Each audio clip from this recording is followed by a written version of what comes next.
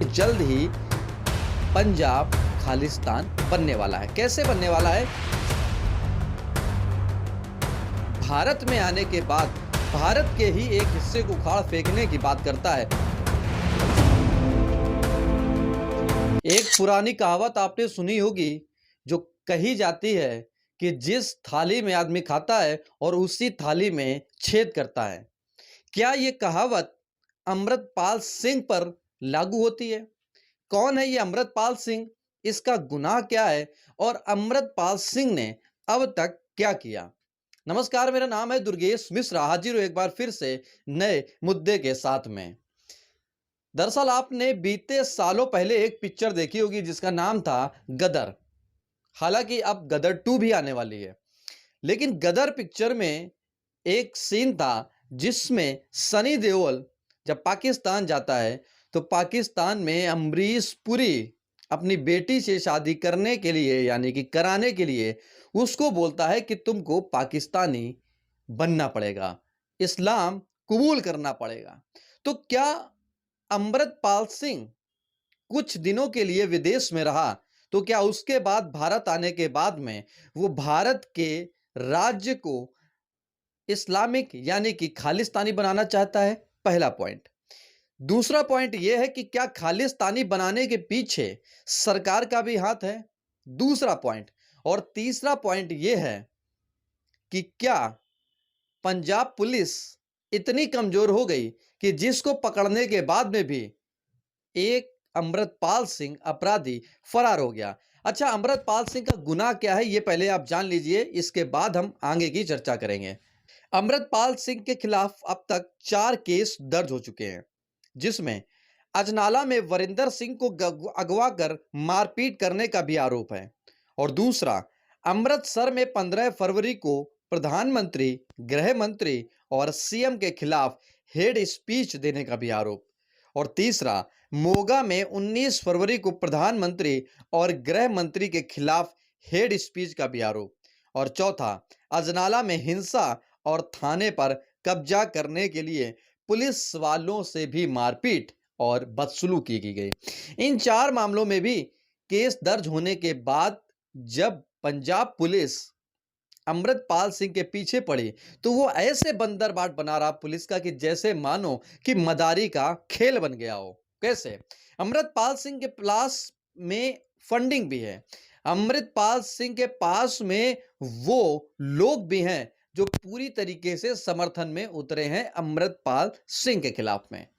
अब एक ये चुनौती हो गई कि अमृतपाल सिंह को गिरफ्तार करने के लिए पुलिस तो पीछे पड़ी है, पहली बात।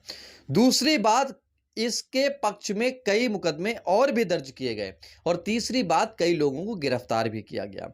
लेकिन एक सवाल ये उठता है कि क्या अमृतपाल सिंह जैसा व्यक्ति जो पाकिस्तान में रह करके, जो खालिस्तान में रह करके, जो विदेशों में रह करके भारत में आने के बाद भारत के ही एक हिस्से को उखाड़ फेंकने की बात करता है, तो क्या ऐसे व्यक्ति को भारत में रहने की अनुमति होनी चाहिए? ये आप कमेंट बॉक्स में लिखकर बताएं।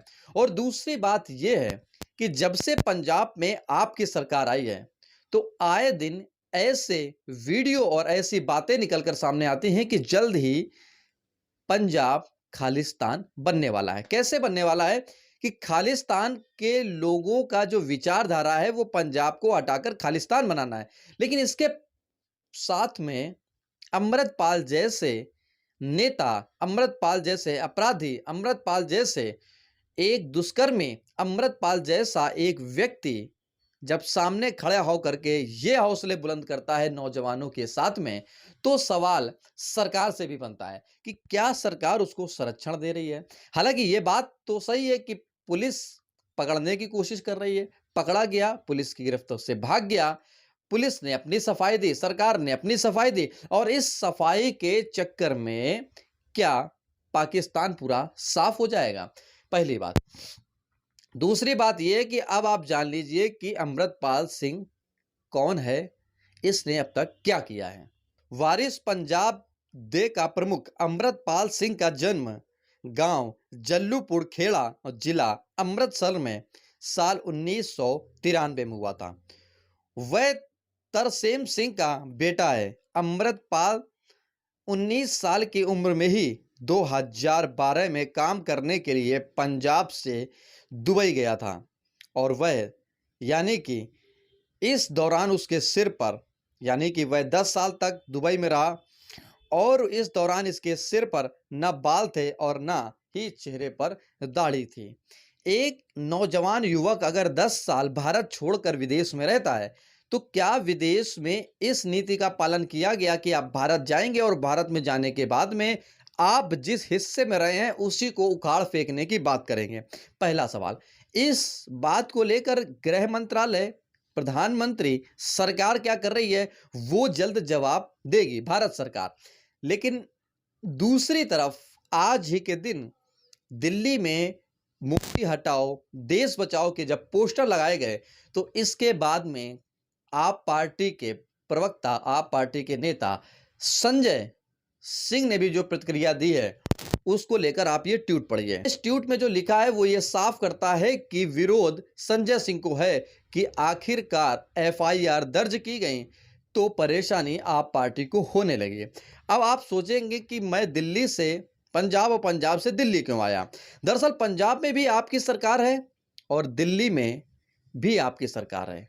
तो क्या प्रधानमंत्री इन दोनों राज्यों में, हालांकि केंद्र शासित प्रदेश है दिल्ली, तो क्या आप पार्टी सपोर्ट कर रही है ऐसे लोगों का जो देश में राजनीति के पक्ष में चलने वाली विचारधारा को हटाने की बात करते हैं?